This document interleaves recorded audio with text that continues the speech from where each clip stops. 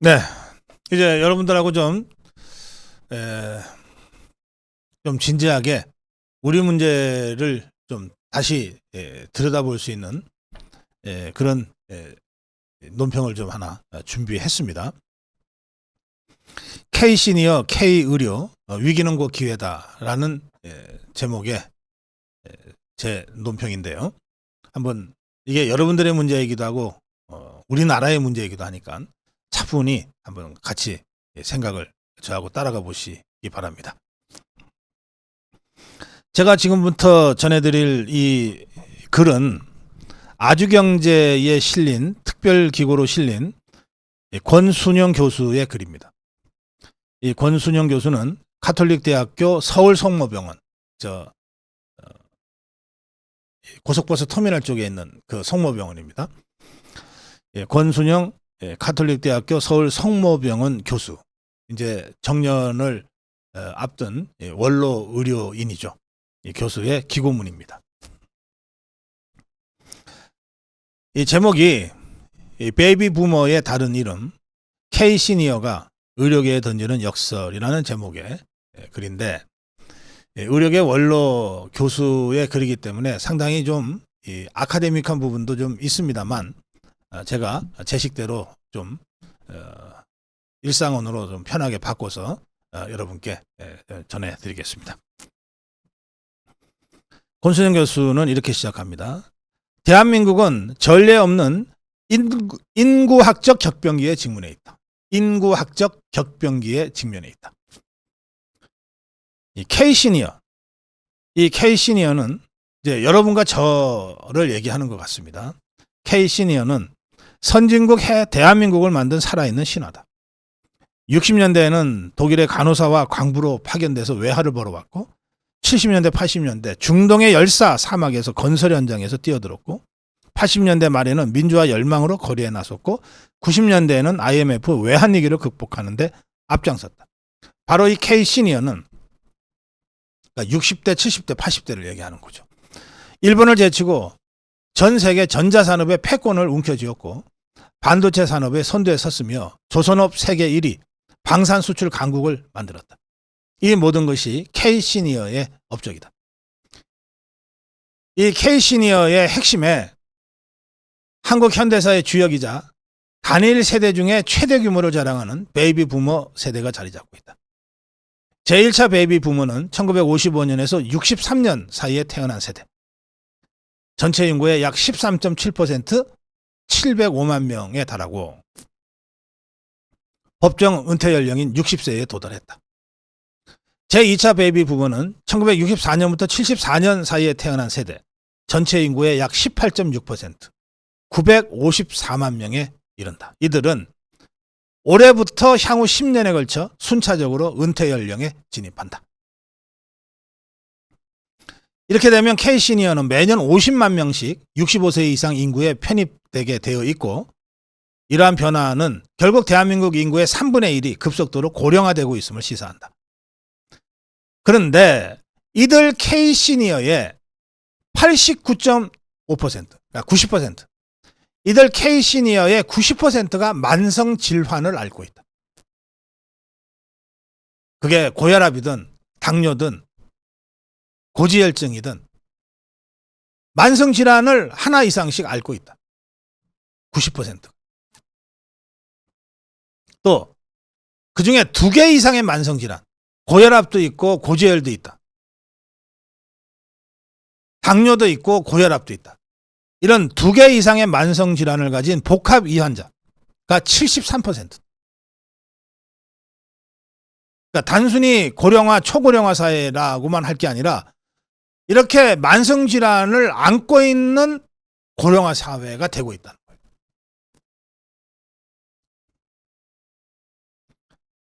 이러한 중대한 이 현상은 단순한 인구 통계학적 변화를 넘어서 사회경제적 패러다임의 대전환이 필요하다는 것을 의미한다. 의료, 복지, 경제 등 사회 전반에 걸쳐 광범위한 변화가 불가피해졌다. 이에 대한 선제적인 대응, 체계적인 대응이 향후 국가 발전의 핵심 과제로 대두될 수밖에 없다. 이런 인구학적 대지진에 대비하기 위해서 현행 의료 체계의 근본적이고 전반적인 재구조화, 개혁이 불가피하다. 우리나라 인구 1000명당 활동 의사 수가 2.6명으로 OECD 평균이 3.7명보다 현저하게 적다. 특히 매년 50만 명씩 급증하고 있는 만성질환자, 급격한 고령화, 이 연령층의 의료 수요를 감당해야 하는 상황에서 본다면 이 같은 의사 부족은 심각한 도전일 수밖에 없다. 이는 단순한 인구 대비 의사 수 증가만으로는 해결될 수 없는 복합적 과제다. 우리에게 요구되는 것은 의료 서비스의 양적 증대뿐만 아니라 질적 향상이다. 그리고 그것의 효율적 배분이다. 이거를 동시에 달성할 수 있는 다차원적인 전략이 의료 영역에서 시급하게 필요하다. 이를 하기 위해서는 첫째, 전문 분야별 의사 분포의 불균형 해소를 해야 한다. 의료 자원의 최적화된 배분을 통해 전문성의 시너지를 극대화해야 한다. 둘째, 도농 간 의료 서비스 격차 해소를 위한 정책적 노력이 필요하다. 국민 모두가 양질의 의료 서비스를 접근할 수 있는 보편적 의료권의 실현을 위한 필수 개혁이 필요하다. 셋째, 첨단 의료기기 도입과 원격 진료 시스템의 확대, 시공간의 제약을 뛰어넘는 의료 서비스의 새로운 지평을 열어가야 한다. 단순한 기술 도입으로 끝날 게 아니라 의료 서비스의 패러다임을 치료 중심에서 예방과 관리 중심으로 전환해야만 한다. 이를 하기 위해서 필요한 게 의료 시스템의 전반적인 개선이다. 예방 중심의 의료체계 구축, 디지털 헬스케어 기술 도입, 노인 친화적 사회 인프라 구축, 이게 동시에 추진돼야 한다. 예를 들어 원격 의료의 단계적 확대, AI 기반 진단 보조 시스템 도입 등을 통해 의료 서비스의 접근성과 효율성을 높여야 한다.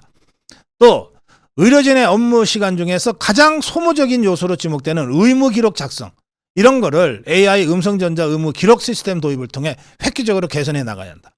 주 80시간 근무 기준 16시간에서 20시간 정도의 시간 절감 효과를 기대할 수 있는 것이다.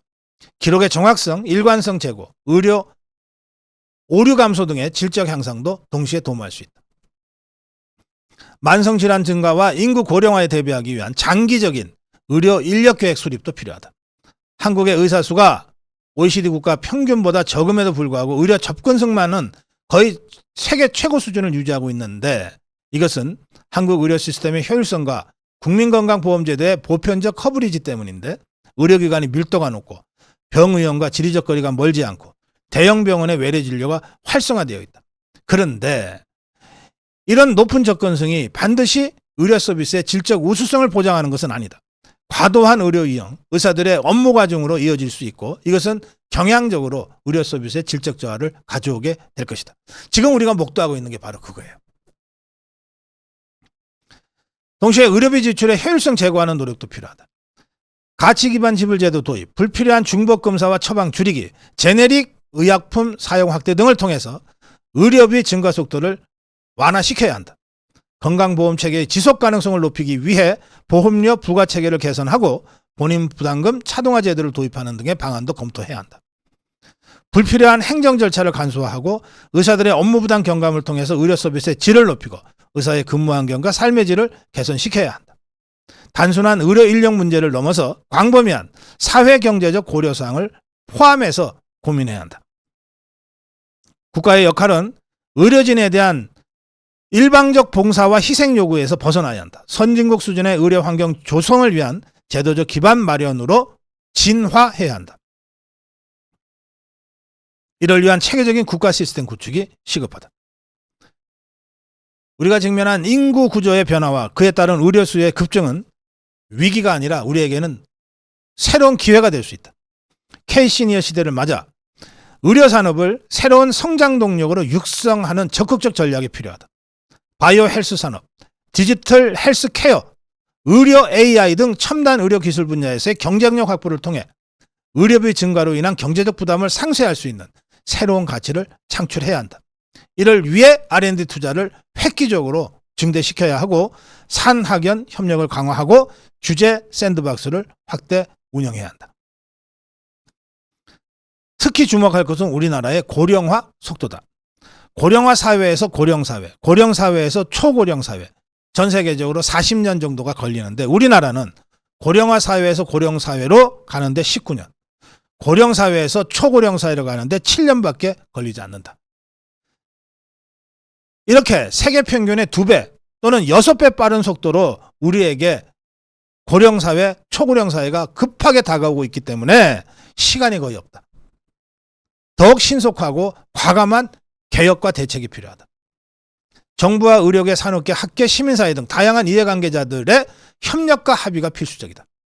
세대 간 갈등을 최소화하고 사회적 연대를 강화하는 방향으로 정책이 제로 베이스에서 설계되어야 한다. 우리는 과연 고령화 시대를 준비하고 있는가?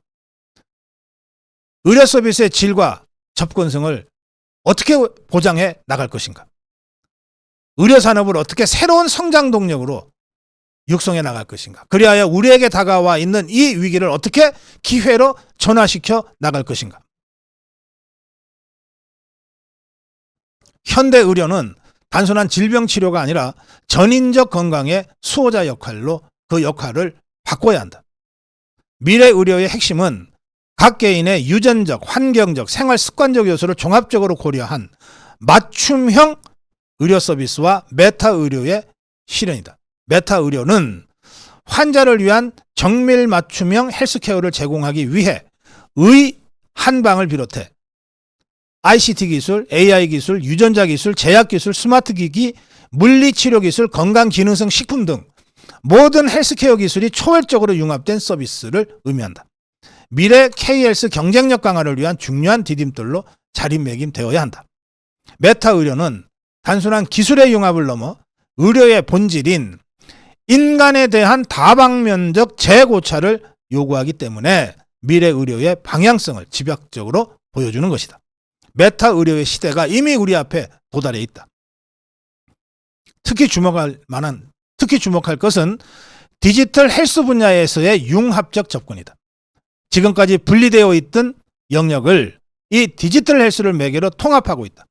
팀워크의 시너지 효과를 넘어선 새로운 가치 창출을 해 나갈 수 있다. 정부의 의료 정책 또한 이러한 패러다임 변화에 부응하여 스마트 의료 시대에 맞게 정밀하게 수립되고 실행되어야 한다. K 시니어 세대의 건강한 노화를 지원하는 것도 중요하다. 운동, 영양, 사회적 활동 등을 통해 건강한 생활 습관을 유지하도록 돕는 것은 결과적으로 의료비를 절감하고 삶의 질 향상에 큰 도움이 될 것이다. 이를 위한 지역사회 기반의 건강 정진 프로그램을 확대하고 노인 친화성 환경을 조성하는 등의 노력을 정부가 다각도로 해야 한다. 조만간 우리나라에 노인의학 세부 전문의 제도가 정착될 것이라는 전망이 나오고 있다. 이 또한 K 시니어 헬스 발전에 큰 도움이 될 것이고 궁극적으로 이를 통해 우리나라는 글로벌 노인의학을 선도할 수 있는 위치에 오를 수 있을 것이다. 이는 단순한 우리나라 의료 문제 해결을 넘어서 전 세계적 고령화 추세에 대한 선도적 해법을 제시하는 기회가 될 수도 있다. 노인 인구 증가에 대응해서 전문화된 의료 서비스를 제공하고 초고령 노인에 대한 적극적 의료 발전을 추구하는 것. 이것이 K시니어 시대의 핵심적 과제다. K시니어 시대의 도래는 우리에게 위기인 동시에 기회다. 종합적 대응 전략을 통해 이 도전을 새로운 도약의 기회로 삼아야 한다. 저는 윤석열 정부, 윤석열 대통령이 10개월 넘게 강력하게 추진하고 있는 이 의료개혁이 바로 이런 K시니어 의료와 접합됨으로써 새로운 이 기회 창출로 나아가는 그런 개혁이 되어야 한다고 하는 이 문제의식에 제가 공감합니다.